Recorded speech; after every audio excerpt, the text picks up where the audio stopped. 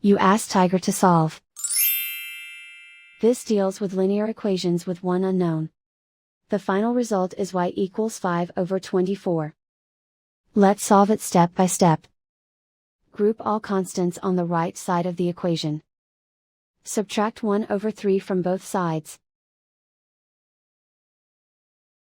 Combine the fractions. Combine the numerators. Reduce the zero numerator. Simplify the arithmetic. Find the lowest common denominator.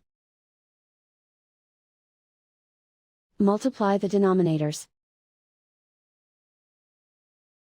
Multiply the numerators. Combine the fractions.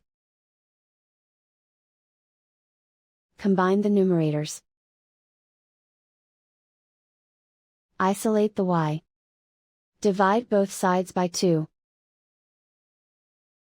Simplify the fraction. Simplify the arithmetic.